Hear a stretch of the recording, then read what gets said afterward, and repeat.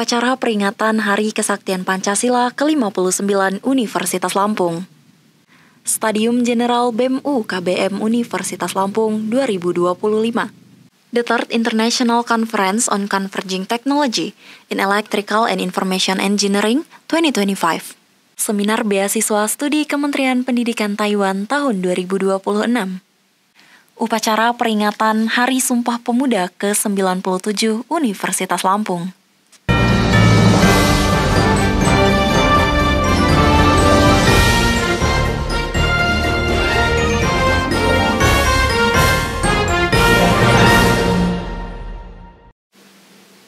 Selamat pagi pemirsa, berjumpa lagi dengan kabar Unila edisi bulan Oktober 2025.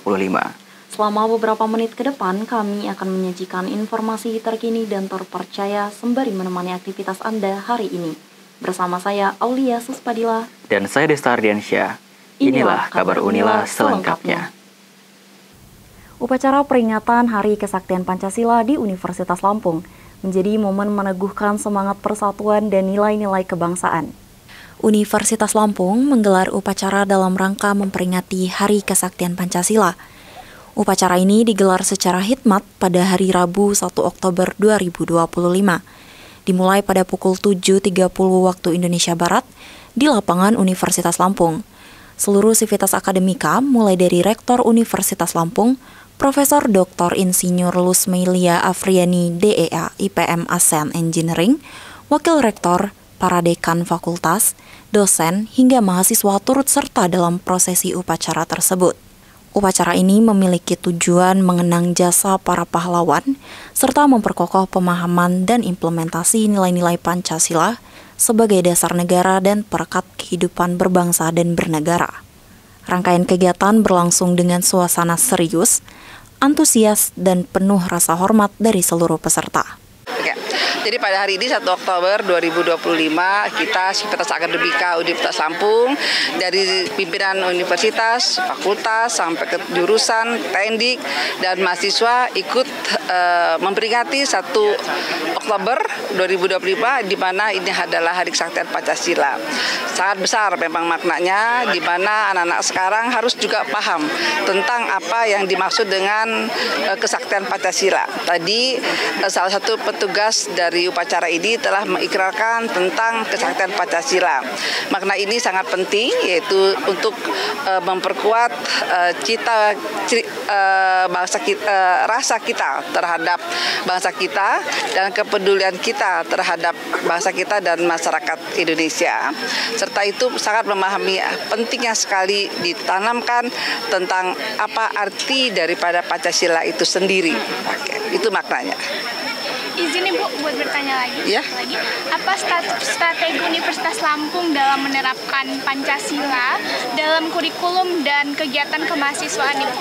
Ya, jadi kita ada kurikulum. Mungkin Pak WR1 bisa menjawabnya. Silakan Pak. Ya, untuk kurikulum terkait Pancasila ada mata kuliah tersendiri ya. Ada kewarganegaraan, yang dulu ada Pancasila, sekarang ada kewarganegaraan. Tentunya nilai-nilai luhur yang terkandung di dalam Pancasila itu kita tanamkan di pendidikan agama, baik agama Islam, Hindu, Buddha, dan Kristen, Protestan itu juga kita berikan, dan nilai-nilai yang lain untuk nilai Pancasila juga selalu kita terapkan, kita ingatkan, kita ajarkan kepada para mahasiswa. Termasuk juga kita suka mengadakan kuliah umum ya Pak ya? Ya, kuliah umum beberapa tentang kebangsaan, terkandung juga nilai-nilai Pancasila dan juga kirap bendera yang dilaksanakan setiap tahunnya. Tapi di tahun 2025 ini belum kita laksanakan. Nanti kita cari momen yang tepat untuk kita laksanakan kirap bendera. Menurut saya makna Hari Kesaktian Pancasila bagi saya sebagai mahasiswa adalah suatu momen untuk menegaskan ulang bahwasanya bangsa kita tuh punya ideologi yang paling keren loh, yaitu ideologi Pancasila, dan itu seharusnya dapat kita terapkan untuk menjalani kehidupan kita masing-masing itu dalam bernegara. Pertanyaan kedua, apa pesan atau harapan kamu terkait peringatan Hari Kesaktian Pancasila tahun ini? Nah, harapan dan pesan saya buat hari ini yaitu Hari Kesaktian Pancasila seperti di awal tadi saya bilang bahwasanya penegasan ulang kita punya ideologi yang keren banget yaitu Pancasila. Nah, itu diharapkan bisa diterapkan oleh seluruh warga negara, khususnya kami semua warga Universitas Lampung dalam menjalankan kehidupan bernegara gitu, agar lebih baik lagi dalam kedepannya sebagai warga negara. Ya. Dari Nabila Ayu Lestari, Tim Liputan Unila TV melaporkan. Stadium Jenderal Universitas Lampung 2025 menjadi ajang penguatan kepemimpinan kolaboratif dan inovatif bersama Menteri Agus Harimurti Yudhoyono. Badan Eksekutif Mahasiswa Universitas Lampung hadirkan Menteri Koordinator Bidang Infrastruktur dan Pembangunan Wilayah Dr. Haji Agus Harimurti Yudhoyono MSc MPA MA dalam kegiatan Stadium Jenderal Universitas Lampung 2025. Kegiatan ini digelar di Gedung Serbaguna Universitas Lampung pada Selasa 14 Oktober 2025 sejak pukul 9.15 waktu Indonesia Barat. Dengan mengusung tema membangun kepemimpinan kolaboratif dan inovatif untuk masa depan bangsa.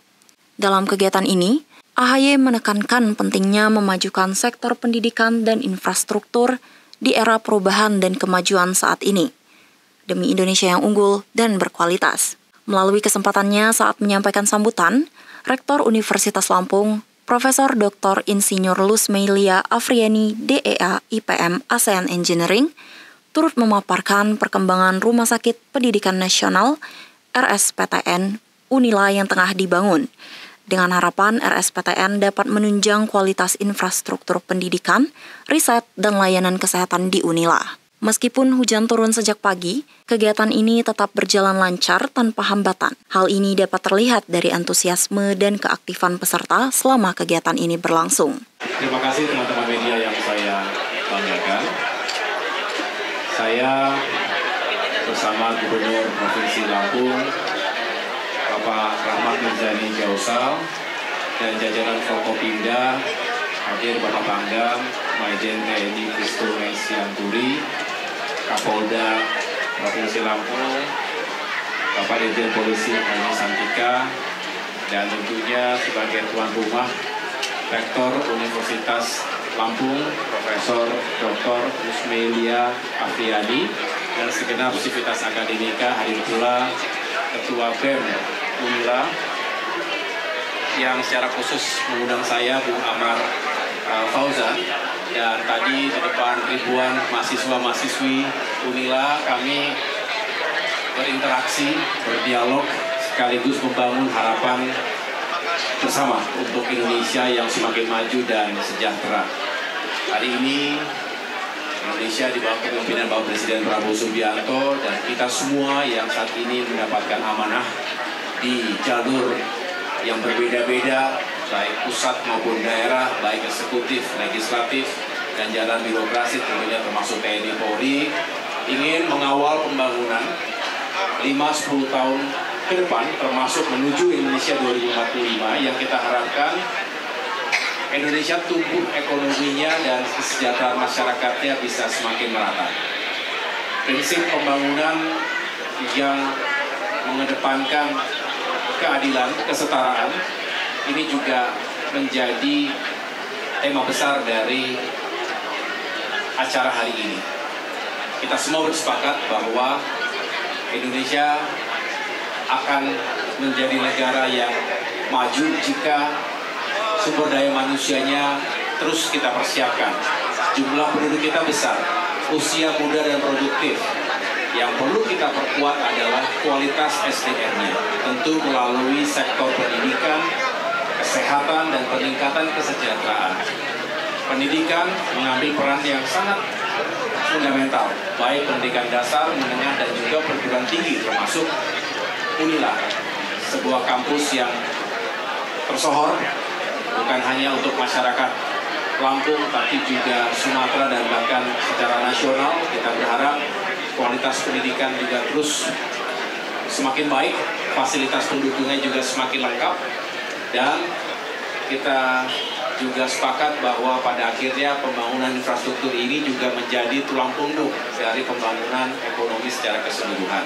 Tadi dalam diskusi banyak yang juga mengharapkan pembangunan infrastruktur di Lampung juga terus ditingkatkan, apakah itu jalan, konektivitas, transportasi, fasilitas publik yang juga digunakan oleh masyarakat setiap saat, dan yang tidak kalah penting bagaimana dalam rangka mendukung swasembada pangan, energi dan air bersih, infrastruktur ini juga terus hadir agar para petani kita semakin meningkat produktivitas dan pertanamannya dan sejahtera, termasuk juga masyarakat kita bisa mendapatkan sumber pangan termasuk energi dan air bersih yang juga semakin terjangkau. Saya rasa itu, dan saya senang sekali karena luar biasa tadi semangat dari para mahasiswa-mahasiswi yang luar biasa, sangat positif. Ini membuat kita optimis bahwa masa depan Indonesia semakin baik dan ada di tangan anak-anak muda kita ini. Izin Pak Menteri terkait dengan defisitnya anggaran saat ini, pembangunan proses infrastruktur jalan di Lampung seperti apa prioritas kita? Tentunya kita kawal terus. Bicara prioritas, Pak Gubernur yang lebih memiliki petanya, kami di tingkat pusat itu ingin membantu mengkolaborasikan banyak aspek pembangunan infrastruktur. Misalnya tadi, lahan, tata ruangnya itu harus dipersiapkan karena tidak bisa semuanya terkonversi, tapi harus ada yang tetap menjadi lahan-lahan pertanian yang juga berkelanjutan. Tapi ada bagian-bagian yang memang kita fokuskan untuk industri, untuk kawasan komersial, bisnis, dan lain sebagainya. Yang kedua, infrastruktur dasarnya. Jalan-jalannya tadi dibicarakan betapa kita butuh kondisi jalan yang bagus. Nah, ada klasifikasi jalan nasional, jalan provinsi, jalan kabupaten kota. Secara umum, ini bukan hanya Lampung, saya bicara secara nasional. Jalan nasional itu kondisinya 90-90% baik. Nah, begitu masuk kategori jalan provinsi itu berkurang menjadi 70%-an.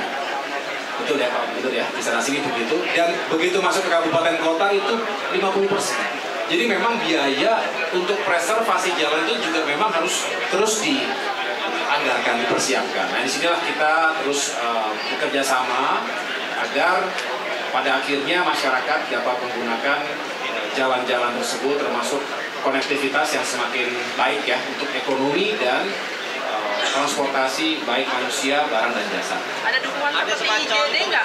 Ya, IJD adalah sebuah platform yang sedang kita kawal terus, instruksi atau impres jalan daerah. Selain ada impres irigasi karena kita ingin mendorong ketahanan dan swasembada pangan, tapi IJD ini juga penting. Kami terus menghimpun, saya dalam kapasitas sebagai Menteri Koordinator Bidang Infrastruktur, ini sifatnya mendorong kementerian-kementerian teknis. Tadi Kementerian PU bekerja, kemudian nanti Kementerian Perhubungan bekerja sesuai dengan bidangnya, Kementerian Perumahan dan Kawasan Permukiman, dan semua kita integrasikan dengan baik. Tapi tentu ada porsi yang kita persiapkan di sana. Cukup? Oke, untuk kegiatan hari ini Stadium Jenderal Universitas Lampung, saya mendapatkan beberapa materi-materi tentang infrastruktur kewilayahan dan pembangunan-pembangunan apa saja yang harus diterapkan nantinya dan mempersiapkan bagaimana Indonesia Emas tahun 2045 dan mendapatkan referensi buat nanti kita kerjanya kemana aja, begitu sih Kak. Kemudian gimana tanggapan Kakak tentang kegiatan? Untuk tanggapan saya sendiri dari acara Stadium General ini, saya mendapatkan beberapa wawasan terhadap yang disampaikan oleh Bapak tadi, yaitu dengan membangun sebuah jalan dan apa aja yang benar-benar di jalan itu belum diperbaiki gitu. Jadi saya tahu gitu. Jadi kesimpulannya, saya mendapatkan wawasannya itu di berbagai pembangunannya ya sih, pembangunan jalanan gitu. Dari Haya Fauzia Ulya, Tim Liputan Unila TV melaporkan. Kegiatan konferensi internasional ICCETIE 2025 menjadi wadah kolaborasi akademisi dan praktisi dalam mengembangkan inovasi teknologi di bidang elektro dan informasi. The Third International Conference on Converging Technology in Electrical and Information Engineering atau ICCETIE 2025 berlangsung di Ballroom Emersia Hotel and Resort pada Rabu 22 Oktober 2025. Kegiatan ini menghadirkan para akademisi, peneliti, dan praktisi di bidang teknik elektro dan teknik informasi untuk berbagi pengetahuan, inovasi, serta hasil riset terkini di bidang konvergensi teknologi. Tepat pukul 8.30 waktu Indonesia bagian Barat, kegiatan resmi dibuka dengan sambutan oleh Dr. Engineering Insinyur Lukmanul Hakim, STMSC, selaku General Chair ICCETIE 2025. Acara kemudian dilanjutkan dengan sambutan oleh Dr. Engineering Insinyur Helmi Fitriawan, selaku Dekan Fakultas Teknik Universitas Lampung. Dan secara resmi dibuka oleh Profesor Dr. Engineering Suripto Dwi Yuwono SSI MT, Wakil Rektor Bidang Akademik Universitas Lampung. Konferensi berlanjut dengan 3 pembicara utama, yaitu Ralph Muller, Samuel Pasaribu, dan ditutup oleh Cairani Rahmatullah. Setelah istirahat makan siang, kegiatan dilanjutkan dengan parallel session yang digelar secara on-site, dipandu oleh Fadil Hamdani STMT. Beragam ide, inovasi, dan hasil penelitian terbaru di bidang teknologi kelistrikan dan informasi menjadi fokus utama dalam konferensi kali ini. Melalui kegiatan ini, diharapkan dapat terjalin kolaborasi yang lebih kuat antara akademisi dan industri dalam pengembangan teknologi yang berkelanjutan di Indonesia. Oke, terima kasih.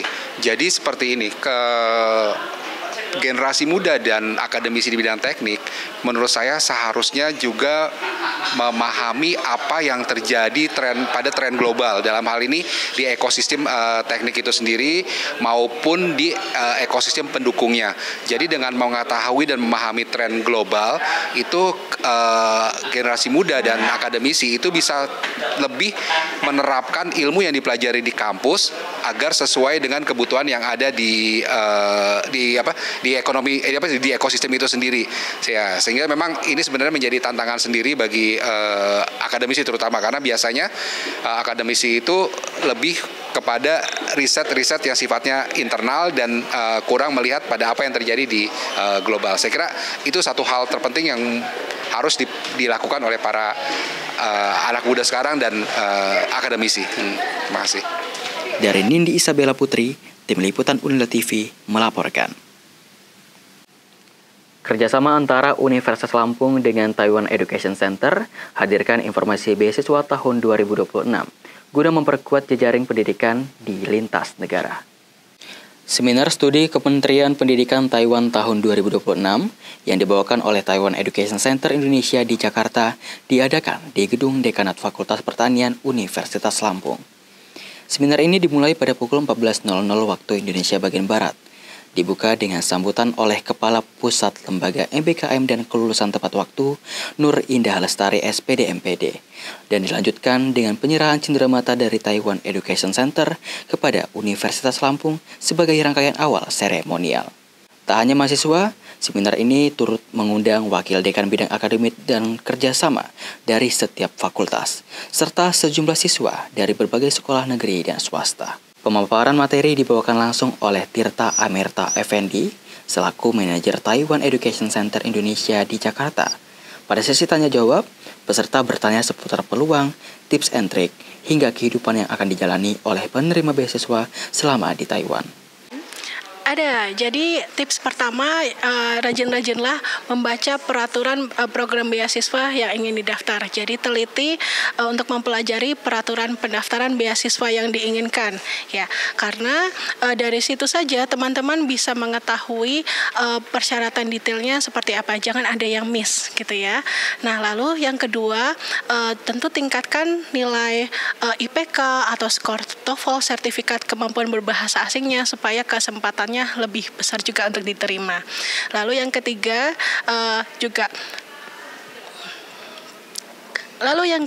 teman-teman juga bisa memperbagus study plan-nya atau esai rencana studinya. Entah itu study plan atau motivation letter. Ya, teman-teman bisa sampaikan di esai tersebut kenapa teman-teman ingin studi di Taiwan dan apa saja strategi untuk bisa berprestasi nanti di Taiwan. Kira-kira seperti itu. Oke, selanjutnya apa tujuan dari dilaksanakannya kegiatan ini? Ya, tujuan dari kegiatan seminar beasiswa Taiwan yang diselenggarakan di Universitas Lampung hari ini untuk menyampaikan pesan dari Kementerian Pendidikan Taiwan agar lebih banyak lagi pelajar Indonesia, terutama dari Universitas Lampung yang sudah memiliki kualitas pendidikan yang sangat baik, ya, supaya pelajar-pelajar Indonesia ini bisa berkesempatan untuk studi dan juga setelah lulus nanti dari Universitas Taiwan memiliki kesempatan untuk bekerja berkarir di Taiwan, seperti itu. Harapan aku ke depannya, aku bisa lebih paham langkah-langkah konkret untuk bisa mendapatkan beasiswa ini dan mempersiapkan diri aku jauh lebih matang. Terus aku juga pengen lebih tahu lagi tentang syarat-syaratnya gimana. Terus juga ningkatin diri aku sendiri untuk bisa bersaing di tingkat internasional dan juga lebih matang lagi ke depannya. Gitu. Dari Alia Kansa Aguzain, Tim Liputan Unila TV melaporkan. Semangat juang pemuda di Universitas Lampung kembali berkobar pada upacara peringatan Sumpah Pemuda ke-97. Hal tersebut sebagai penghormatan terhadap nilai-nilai kebangsaan dan perjuangan. Universitas Lampung menggelar upacara dalam rangka Sumpah Pemuda ke-97. Upacara ini digelar secara khidmat pada hari Selasa 28 Oktober 2025 yang dimulai pada pukul 7.40 waktu Indonesia bagian Barat. Seluruh sivitas akademika mulai dari Rektor Universitas Lampung, Profesor Dr. Insinyur Lusmelia Afriani DEA IPM ASEAN Engineering, Wakil Rektor, para dekan fakultas, dosen, hingga mahasiswa turut serta dalam prosesi upacara tersebut. Selain pengibaran bendera merah putih yang diiringi oleh paduan suara mahasiswa, teks keputusan Kongres Pemuda tahun 1928 dibacakan untuk membangkitkan kembali semangat para pemuda Indonesia untuk terus bersatu dan berkontribusi bagi negeri. Rangkaian kembali berlangsung dengan suasana serius, antusias, dan penuh rasa hormat dari seluruh peserta. Ya, jadi tadi hari ini kita telah melaksanakan kegiatan upacara Sumpah Pemuda tanggal 28 Oktober 2025 di lapangan sepak bola Universitas Lampung. Tadi juga kita sudah dengar pidato yang disampaikan oleh saya, di mana itu adalah semangat dari para pemuda khususnya Indonesia, terkhusus Universitas Lampung.